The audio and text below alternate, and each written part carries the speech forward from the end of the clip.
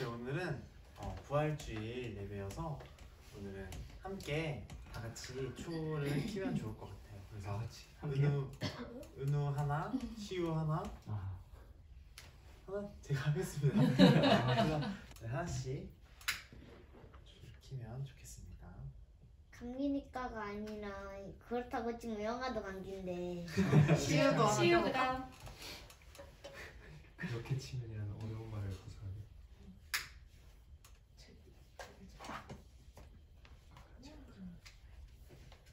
선생님 마지막 고 이렇게 하도록 하겠습니다. 우리 사도신경으로 우리 신앙을 고백하시면서 예배 시작하겠습니다. 나는 전능하신 아버지 하나님 천지의 창조주를 믿습니다. 나는 그의 유일하신 아들 우리 주 예수 그리스도를 믿습니다. 그는 성령으로 잉태되어 동정녀 마리아에게서 나시고 본디오 빌라도에게 고난을 받아 십자가에 못 박혀 죽으시고 장사된 지 사흘 만에 죽은 자 가운데서 다시 살아나셨으며 하늘에 오르시어 전능하신 아버지 하나님 우편에 앉아 계시다가 거기로부터 살아있는 자와 죽은 자를 심판하러 오십니다. 나는 성령을 믿으며 거룩한 공교회와 성도의 교제와 죄를 용서받는 것과 몸의 부활과 영생을 믿습니다. 아멘. 우리의 마음을 주님 앞에 올려드리면서 나는 예배자입니다. 함께 찬양하도록 하겠습니다. 오늘 찬양은 특별히 반주 없이 함께 우리 목소리로만 찬양하겠습니다. 그래서 제가 신호를 드리겠습니다. 하나, 둘, 셋, 넷. 나는 하나님을 예배하는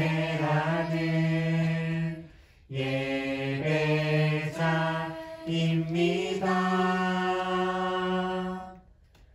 내가 서 있는 곳 어디서나 하나님을 예배합니다. 내 영혼 거룩한 은혜를 향하여 내 마음 완전한 하나님 향하여 이곳에서 바로 이 시간 하나님을 예배합니다.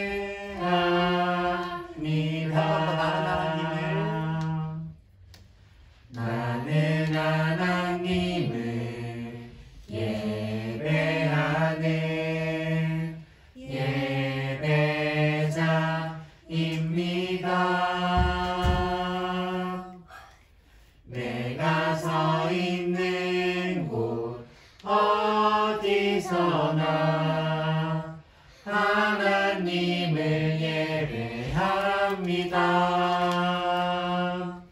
내 영혼 거룩한 은혜를 향하여 내 마음 완전한 하나님 향하여 이곳에서 바로 이 시간 하나님을 예배합니다.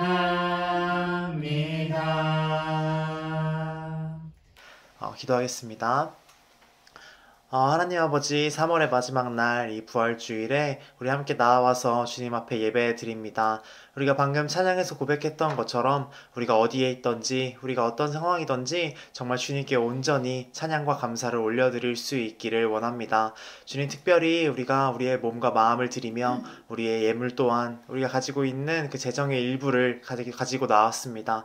주님, 이 재정이 정말 이 교회를 위해서 또 우리가 알지 못하는 그 주님의 뜻이 있는 곳을 위해서 정말 잘 사용될 수 있도록 주님께서 주관하여 주시고 또 우리가 주님의 마음을 가지고 또 기쁜 마음으로 우리의 많은 것들을 헌신할 수 있도록 주님께서 도와주시옵소서. 예수님의 이름으로 기도드립니다. 아멘. 우리 함께 작은 제자 함께 찬양하도록 하겠습니다. 우리 반주가 없는 관계로 우리 오늘 더 힘차게 박수로 찬양하면 좋겠습니다. 하나, 둘, 셋, 넷. 우리들은 예수님 작은 제자 예수님을 본받아서 하나님과 모든 사람 앞에 품위 있고 우아하게 작은 입술 열 때마다 주의 향기 뿜어내고 작은 걸음 뗄 때마다 주의 모습 보여주리.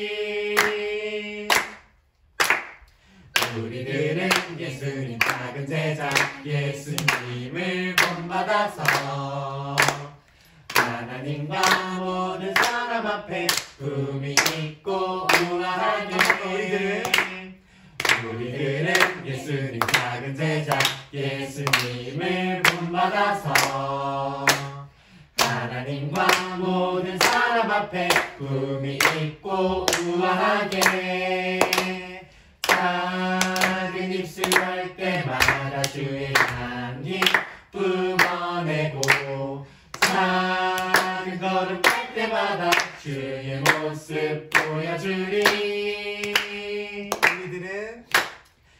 우리들은 예수님 작은 제자 예수님을 본받아서 하나님과 모든 사람 앞에 품위 있고 우아하게 작은 입술 열 때마다 주의 향기 뿜어내고 작은 걸음 뗄 때마다 주의 모습 보여주리. 우리들은 예수님 작은 제자 예수님을 본받아서 하나님과 모든 사람 앞에 품위 있고 우아하게. 우리 다음 찬양 나는야 주의 어린이 함께 찬양하겠습니다. 하나 둘 셋 넷. 나는야 주의 어린이 주의 사랑으로 자라나요. 나는야 주의 어린이 주의 말씀 안에 자라가요. 예수님처럼 기도하고 예수님처럼 섬기며 믿음으로 자라가요. 나는야 주의 어린이 나는야 주의 어린이 주의 사랑으로 자라가요. 나는야 주의 어린이 주의 말씀 안에 자라가요. 예수님처럼 기도하고 예수님처럼 섬기며 믿음으로 자라가요. 나는야 주의 어린이 예수님처럼 기도하고 예수님처럼 섬기며 믿음으로 자라가요. 나는야 주의 어린이. 바로 이어서 그분 따라가려네 함께 찬양하겠습니다. 하나 둘 셋 넷. 어두운 눈을 밝히시고 닫혔던 마음 열어주시니 예수님은 나의 빛이요 나의 소망이시니 두렵지 않네 무섭지 않네 내게 남은 걱정 없으니 밝은 빛 하늘 소망 따라서 그분 따라가면 돼. 어두운 눈은 밝히시고 닫혔던 마음 열어주시니 예수님은 나의 빛이요 나의 소망이시니 두렵지 않네 무섭지 않네 내게 남은 걱정 없으니 밝은 빛 하늘 소망 따라서 그분 따라가면 돼. 두렵지 않네 무섭지 않네 내게 남은 걱정 없으니 밝은 빛 하늘 소망 따라서 그분 따라가면 돼. 이제 조금 손이 뜨거운데 우리 마지막 찬양하고 우리 끝날 때는 더 손이 뜨거워져 있기를 소망합니다. 우리 주의 이름 높이며 라는 찬양 같이 할 건데 우리 가사 잘 보시면서 함께 잘 따라 불렀으면 좋겠습니다. 함께 찬양하겠습니다. 하나, 둘, 셋, 넷. 주의 이름 높이며 주를 찬양하나이다. 나를 구하러 오신 주를 기뻐하나이다. 하늘 영광 버리고 이 땅 위에 십자가를 지시고 세상에 내 무덤에서 일어나 하늘로 올리셨네. 주의 이름 높이니 한 번 더. 주의 이름 높이며 주를 찬양하나이다. 나를 구하러 오신 주를 기뻐하나이다. 하늘 영광 버리고 이 땅 위에 십자가를 지시고 세상에 내 무덤에서 일어나 하늘로 올리셨네. 주의 이름 높이 하늘 영광. 하늘 영광 버리고 이 땅 위에 십자가를 지시고 세상에 내 무덤에서 일어나 하늘로 올리셨네. 주의 이름 높이리. 함께 영광의 박수 올려드리겠습니다. 우리를 대표해서 문지희 선생님께서 기도해 주시겠습니다. 사랑의 하나님, 귀한 주일 교회에 나와 함께 예배드릴 수 있게 하시니 감사합니다. 우리가 드리는 예배를 기쁘게 받아주시고 하나님 만나는 은혜의 시간 되게 해주세요. 저희들이 작은 입을 벌려 예배드릴 때 영광 받아주세요. 한 주간 지내면서 혼자만 생각하고 욕심을 부린 일이 많았습니다. 친구를 미워하기도 하고 다른 사람을 힘들게 하기도 했습니다. 우리가 잘못한 일을 용서해 주세요. 우리에게 소망 주신 주님, 주님이 주신 꿈을 이루어 나갈 수 있는 지혜와 능력을 주세요. 성령님께서 우리의 마음을 다스려 주셔서 다른 생각을 하지 않고 하나님께 영광 돌리는 예배만 생각하게 도와주세요. 하나님의 말씀을 들을 때 우리의 마음을 문을 열어주세요. 하나님의 이름을 즐거워하며 예배하도록 도와주시고 이끌어 주세요. 하나님의 영광이 올리브 교회 안에 가득하기를 소원합니다. 예수님의 이름으로 기도드립니다. 아멘. 아멘. 네. 우리 오늘 함께 볼 말씀은 누가복음 24장 50에서 53절까지의 말씀입니다. 누가복음 24장 50에서 53절까지의 말씀입니다. 앞에 보시면서 같이 함께 봉독하겠습니다. 그리고 예수께서는 그들을 밖으로 베다니까지 데리고 가서 손을 들어 그들을 축복하셨다. 예수께서는 그들을 축복하시는 가운데 그들에게서 떠나 하늘로 올라가셨다. 그들은 예수께 경배하고 크게 기뻐하면서 예루살렘으로 돌아가서 하나님을 찬양하면서 날마다 성전에서 지냈다. 아멘. 우리 오늘은 곱하기 1이라는 제목으로 함께 말씀을 나눠보려고 합니다. 오늘 제목을 보면 알 수 있겠지만 오늘은 수학을 가지고 함께 말씀을 나눠보려고 해요. 은우랑 시우는 곱하기가 뭔지 알아요? 은하, 시우는 알아요? 시우도 알아요? 아마 이게 네. 조금밖에 몰라요? 오늘 크게 시키지 않을 거니까 걱정하지 않아도 돼요. 아마 우린 곱하기를 처음에 그래서 오늘 곱하기 1이니까 또 괜찮을 거예요. 아마 우리는 그 곱하기라는 거를 구구단을 통해서 아마 제일 먼저 배웠지 않을까 싶어요. 3 곱하기 2는 무슨 뜻일까요? 3 곱하기 2는 3이 2개 있다는 뜻이에요. 만약에 4 곱하기 3은 4가 3개 있다는 그런 뜻이죠. 그런데 우리가 구구단을 외우다 보면 신기한 점이 있어요. 구구단은 이상하게 곱하기 1부터 시작해요. 4 곱하기 1은 4가 1개 있다는 뜻이죠. 그래서 4 곱하기 1은 그냥 4예요.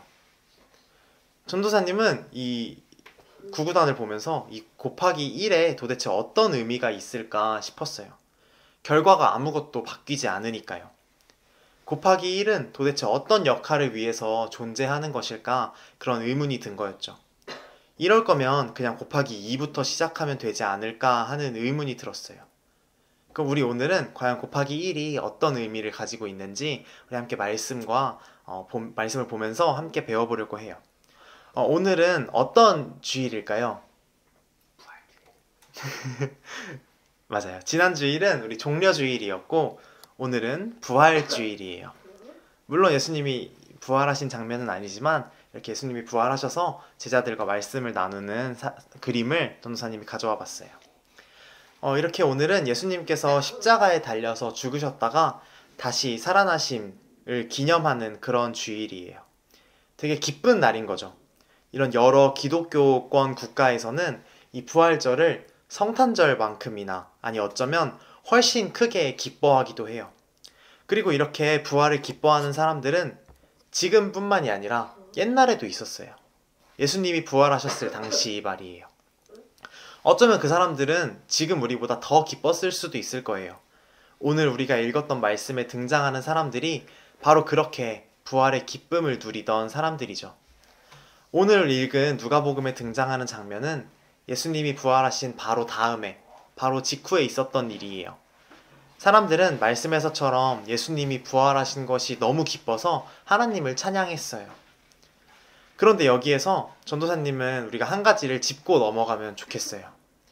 이렇게 예수님이 죽으셨다가 부활하신 것은 알겠는데 애초에 예수님은 왜 죽으셨고 왜 부활하신 것일까요? 누가복음 24장 46절에서 47절에 그 대답이 나와 있어요. 우리 함께 읽어볼까요? 그들에게 말씀하셨다. 이렇게 기록되어 있다.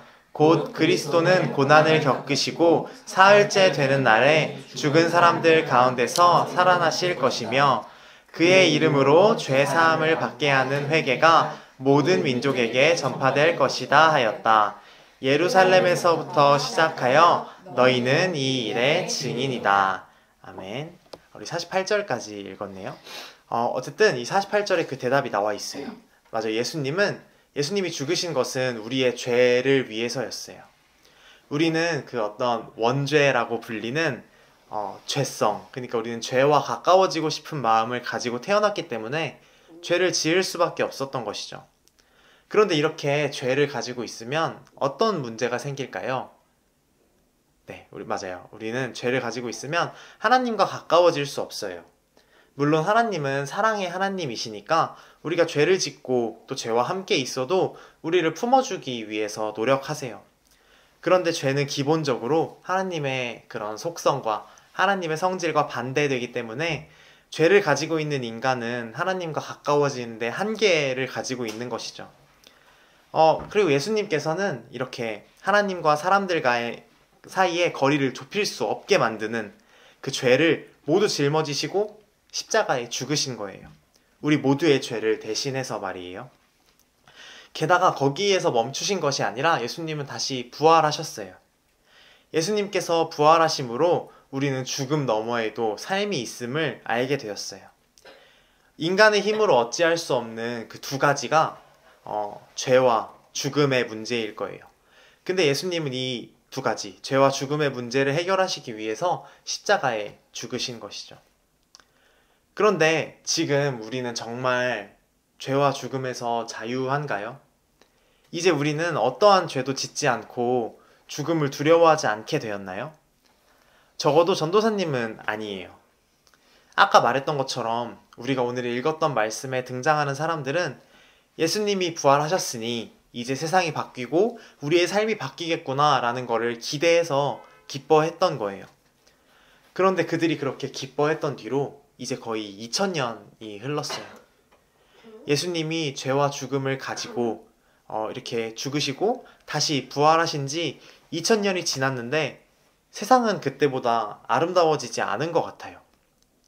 분명 예수님께서 죄를 이기셨다고 했는데 아직도 사람들은 자기중심적인 삶을 살고 또 주변의 사람들과 존재들을 잘 돌보면서 살지 않아요. 오히려 2000년 전보다 더 잔혹하고 끔찍한 어떤 전쟁이나 범죄들이 일어나기도 해요. 예수님이 이렇게 부활하셨는데도 말이에요. 전도사님은 이런 세상에서 누군가에게는 예수님의 부활이 우리가 아까 얘기했던 곱하기 1과 같이 느껴질 수도 있겠다 싶었어요. 마치 굉장히 비장하고 어떤 대단한 것처럼 여겨지지만 또 우리의 삶에 정말 큰 변화를 줄 것 같은 기대감을 가지게 했지만 이렇게 막상 시간이 흐르고 펼쳐보니 아무것도 바뀌지 않았네? 라고 생각하는 사람들이 있겠다 싶은 것이죠. 그런데 만약 정말 그렇다면, 만약 정말 부활이 세상과 우리의 삶에 어떠한 영향도 주지 못했다면 우리는 왜 부활을 기뻐해야 하는지 고민이 생기는 것이죠. 오늘 말씀에 등장하는 사람들은 무언가 바뀔 줄 알고 기뻐했겠지만 우리는 이미 결과를 보고 2000년이 흘렀으니 지금 우리는 무엇을 보고 기뻐해야 할까 싶은 것이죠. 다시 수학 이야기로 돌아와서 곱하기 1은 아무것도 아닌 것처럼 보이지만 사실 엄청 큰 두 가지 작용을 해요. 뭘까요? 곱하기 1이 붙음으로써 크게 바뀌는 두 가지가 있어요. 더 머리가 아파진다. 더 머리가 아파져요? 어떻게 보면 이게 머리가 아파지는 거랑 연결이 될 것 같아요. 전사님 말해줄게요. 하나는 곱하기 1이 붙음으로써 뒤에 등호가 생겨요. 우리가 이렇게 등호라고 부르죠, 이 기호를. 근데 이렇게 곱하기 1은 뒤에 등호를 가지고 와요. 등호는 어떤 역할을 하는 수학 기호일까요? 어떤 역할? 맞다? 맞아. 같다. 맞아요. 이렇게 등호는 앞에와 뒤가 같음을 이야기해주고 이렇게 공식의 방향을 잡아주고 이렇게 시우가 말했던 대로 결론을 내주는 그런 기호예요. 숫자는 혼자 있으면 어떤 목적도 갖지 못해요. 예를 들어 전도사님이 공책을 폈는데 아무것도 없는 공책에 숫자 4라는 숫자가 적혀 있다면 이게 뭘 의미하는 것인지, 어떤 물건의 숫자를 세는 것인지, 아니면 누군가의 뭐 생일이나 누군가의 전화번호를 적다가 그만둔 것인지 전도사님은 알 수 없어요. 그런데 이 뒤에 등호가 생긴다면 이 숫자에 정확한 목적성이 생기고 이 공식의 진행 방향이 잡히게 되는 것이죠. 이렇게 곱하기 1은 뒤에 등호라는 기호를 가져옴으로써 숫자의 목적과 방향을 잡아주는 역할을 해요. 전도사님이 아까 곱하기 1의 작용이 두 가지라고 했는데 하나는 뭘까요? 하나는 머리가 아파진다. 머리가 아파져요? 더욱더 머리가 아파진다. 사실 두 번째는 머리가 오히려 안 아파지는 거예요. 나이스. 곱하기 1이 나옴으로써 우리는 그 앞에 있는 숫자가 어떤 숫자인지를 더 정확히 알 수 있어요. 어떤 숫자에 1이 곱해짐으로써 앞에 있는 숫자는 자신이 어떤 숫자인지를 정확히 알게 되는 것이죠. 예를 들어 볼게요. 만약에 어떤 숫자 뒤에 곱하기 1이 아니라 곱하기 437이라면 뒤에 나온 결론을 보고 우리는 앞에 있는 숫자가 어떤 숫자인지를 직관적으로 알기가 어려워요. 전사님이 문과라서 그런가요? 근데 아마 뭐 산업공학과 나오신 목사님도 마찬가지이실 거예요. 뒤에 많은 숫자가 곱해진다면 1이 아니라 다른 숫자가 곱해진다면 뒤에 나오는 숫자가 어떤 것인지 우리는 알기 어려워요.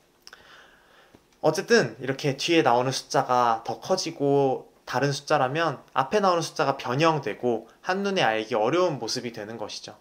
그런데 1을 곱하면 앞에 있는 숫자의 본질을 우리는 더 쉽게 알 수 있어요. 이렇게 곱하기 1은 되게 수학에서 무의미한 것 같지만 사실 이렇게 많은 기능을 하고 있었던 것이죠. 전도사님 생각에는 부활도 이와 마찬가지인 것 같아요. 누군가는 예수님이 부활하셨어도 아무런 일이 벌어지지 않았잖아. 또 부활 사건이 있고 나서 2000년이 지났는데도 결국 아직도 죄로 인해서 벌어지는 너무나도 아프고 나쁜 일들이 세상에는 많잖아 라고 할 수 있을 거예요.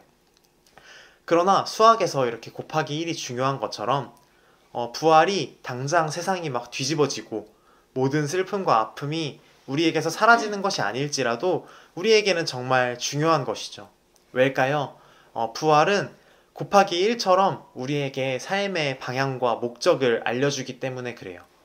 부활이 있음으로 인해서 우리는 삶의 방향을 잡을 수 있고 목적을 찾을 수 있어요.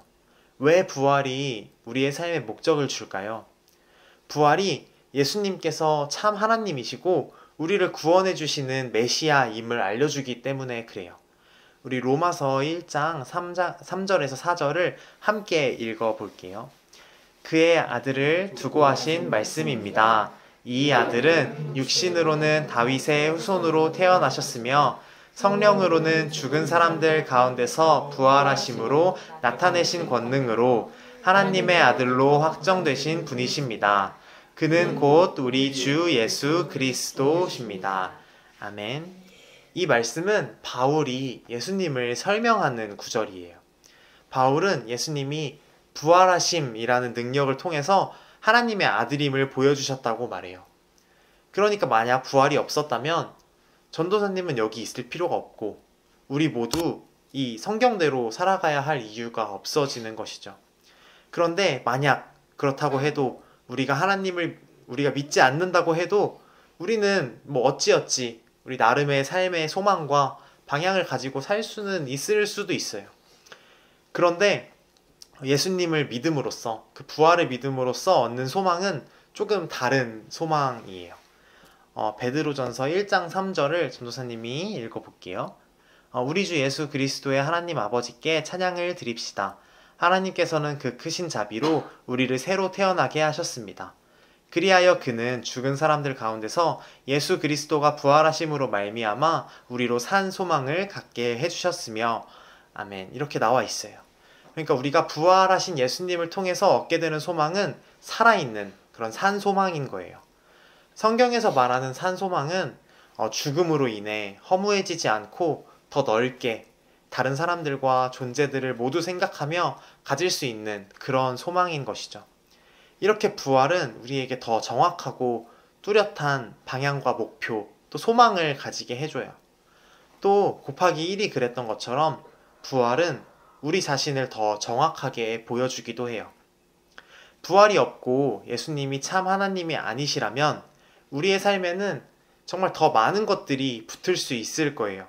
더 붙는다는 게 무슨 말이냐면 곱하기 1이 아니라 다른 무언가, 우리가 알 수 없는 다른 숫자들이 붙을 수 있다는 것이죠. 아까 전도사님이 곱하기 437이라고 했는데 이런 437 같은 숫자가 붙을 수 있을 거예요. 그런데 이것들은 우리를 온전히 설명할 수 없게 만들어요. 우리가 우리의 모습을 정확히 볼 수 없게 만드는 것이죠. 아마 욕심이나 열등감 같은 우리에게 좋지 않은 감정들이 붙을 수 있을 거예요. 그런데 부활은 반대로 우리에게 있는 그대로를 보여주어요. 너는 지금 이런 숫자야.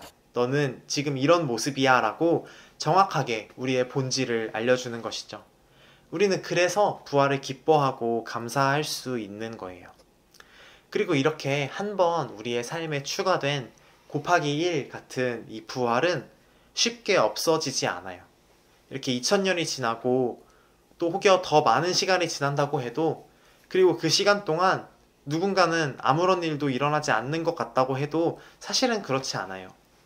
우리처럼 부활을 통해 삶의 목적과 방향을 찾아가고 자신의 본질을 알아가는 사람들이 이미 생겨버렸으니까요. 디모데후서 2장 18절을 함께 읽어보겠습니다. 그들은 진리에서 멀리 떠나버렸고 부활은 이미 지나갔다고 말하면서 사람들의 믿음을 뒤엎습니다. 이렇게 디모데후서 2장 18절을 보면 어떤 사람들은 부활이라는 사건은 이미 끝났고 지나간 일이라고 말하고 하기도 하나 봐요. 물론 예수님께서 부활하신 그 사건 자체는 이 오래된 지구의 시간 중에 단 하루 있었던 일이에요. 그러나 이렇게 부활을 믿고 따르면서 부활을 기념하는 사람들이 아직도 남아있기 때문에 부활은 끝나지 않고 계속 일어나는 사건인 것이죠. 그리고 이렇게 우리 같은 사람들, 예수님의 부활을 믿고 삶의 방향과 목적을 잡고 또 예수님을 따르기로 결심하는 사람들이 많아진다면 분명 세상은 점점 더 좋아질 거예요. 물론 예수님의 부활 후에 2000년 동안 뭐 좋은 일만 일어나지 않은 것은 사실이지만 그만큼 선한 일들, 하나님께서 기뻐하시는 일들도 분명 많이 생겼으니까요. 말씀을 정리해 볼게요. 부활은 곱하기 1 같은 것이에요. 누군가는 이 곱하기 1 같은 부활을 보고 부활이 아무런 능력이 없는 일 같다고 말할 수 있어요. 그러나 그것은 사실이 아니죠. 부활은 우리에게 삶의 방향과 목표를 알려주고 우리의 정체성을 알려주니까 말이에요. 그리고 이 부활의 역할은 끝나지 않고 지금도 우리를 통해 전달되고 있어요. 그리고 이 전달된 부활은 예수님을 따르고 또 선한 일들을 할 수 있는 사람들을 더 많이 만들어요. 그리고 또 그 사람들로 하여금 다시 세상은 더 아름다워지는 그런 순환이 일어나는 것이죠. 전도사님은 이게 되게 놀라운 일이라고 생각했어요. 이 부활 사건 하나가 이런 수많은 좋은 일들을 만들어내고 있으니까 말이에요. 우리 그러니까 이 부활을 믿고 온전히 기뻐해도 괜찮아요. 우리가 읽었던 누가복음의 그 사람들처럼 아직 이렇게 기뻐해도 괜찮은 것이죠. 지금 아직 오전밖에 지나지 않은 이렇게 2024년의 부활절이지만 우리 남은 시간도 이렇게 기쁨과 감사로 우리가 이 부활절을 살아내기를 진심으로 소망합니다. 우리 함께 기도하겠습니다. 우리 기도할 때 이렇게 기도하면 좋겠어요. 하나님, 우리 부활을 우리가 더욱더 믿고 우리가 그 예수님의 부활을 통하여서 우리의 삶의 방향과 목적을 잡고 우리의 정체성을 찾아가며 더 아름다운 삶을 살아내기를 원합니다. 주님 도와주세요 라고 이 시간 다 함께 한번 기도하겠습니다. 기도하시겠습니다. 하나님 아버지 감사합니다. 우리 주님, 우리 오늘은 예수님의 부활을 배우었습니다. 주님, 우리가 부활이 때로는 어떠한 역할을 하지 못하는 것 같고 우리의 삶에 정말 작은 일들만 하는 것 같은 때가 있습니다. 주님, 그러나 우리가 그것이 아님을 이 예배를 통하여 함께 배웠습니다. 주님, 우리가 나아가는 동안, 우리가 이 삶을 살아가는 동안 우리가 때로는 우리가 부활의 능력을 믿을 수 없을 것 같고 우리의 삶에 어떠한 변화도 없는 것 같이 느껴질 때가 있지만 우리 그 와중에도 정말 그 주님의 그 부활하심을 온전히 붙잡고 우리가 우리 삶의 방향을 잡고 목적을 잡으며 우리의 정체성을 더욱더 정확히 알아가는 그런 주님의 삶을 살 수 있길 원합니다. 주님, 그리고 우리가 그런 목적을 가지고 살아감으로 인하여서 이 세상이 더욱더 아름다워지며 그 예수님의 마음에, 주님의 마음에 합당한 그런 온전한 아름다운 일들이 벌어질 수 있도록 주님께서 도와주시옵소서. 하나님 아버지 감사합니다. 우리 부활주일 우리 함께 모여서 주님의 부활이 우리의 삶에 어떠한 역할을 할 수 있는지 함께 배웠습니다. 주님, 주님의 부활을 통하여서 우리의 삶의 목적과 방향을 잡게 하여 주시고 그 가운데 우리의 정체성을 더욱더 명확히 알아가면서 우리가 정말 주님께서 기뻐하시는 일, 주님께서 원하시는 일들을 이 세상 가운데 온전히 전하며 살 수 있도록 도와주시옵소서. 우리는 힘이 없으나 주님의 부활과 주님은 힘이 있음을 믿고 나아갈 수 있도록 주님께서 도와주시옵소서. 예수님의 이름으로 기도드립니다. 아멘. 우리 우챙이 소식 시간입니다. 우리 오늘은 부활주일입니다. 우리 예배 후에 2부 순서 때 또 우리 함께 계란을 꾸미고 계란? 어쨌든 아니에요? 알. 계란은 닭의 알이니까 그것은 아니고 우리 함께 알을 꾸미며 우리 또 부활을 기뻐하는 시간 가지면 좋겠습니다. 우리 함께 축복하는 시간 가지기 원하는데요. 우리 오늘 2번 축복할 건데 특별히 첫 번째는 우리 스스로를 축복하면 좋겠습니다. 우리 함께 찬양하시면서 스스로를 축복하는 시간 가지면 좋겠습니다. 우리 하나님의 사랑이 함께 찬양하시겠습니다. 하나, 둘, 셋, 넷. 하나님의 사랑이 당신의 삶 가운데 가득하기를 축복합니다. 하나님의 은혜가 우리 가운데 가득하길 기도합니다. 우리 한 번 더 축복할 때는 우리 나를 축복했던 것보다 한 더하기 1 정도로 상대방을 더욱더 축복하면서 우리 부활주일 서로 축복합니다, 사랑합니다 라는 마음을 담아서 함께 축복하겠습니다. 하나, 둘, 셋, 넷. 하나님의 사랑이 당신의 삶 가운데 가득하기를 축복합니다. 하나님의 은혜가 우리 가운데 가득하길 기도합니다. 우리 주기도문 하심으로 예배 마치겠습니다. 하늘에 계신 우리 아버지, 아버지의 이름을 거룩하게 하시며 아버지의 나라가 오게 하시며 아버지의 뜻이 하늘에서와 같이 땅에서도 이루어지게 하소서. 오늘 우리에게 일용할 양식을 주시고 우리가 우리에게 잘못한 사람을 용서하여 준 것 같이 우리 죄를 용서하여 주시고 우리를 시험에 빠지지 않게 하시고 악에서 구하소서. 나라와 권능과 영광이 영원히 아버지의 것입니다. 아멘. 네, 예배 마치겠습니다.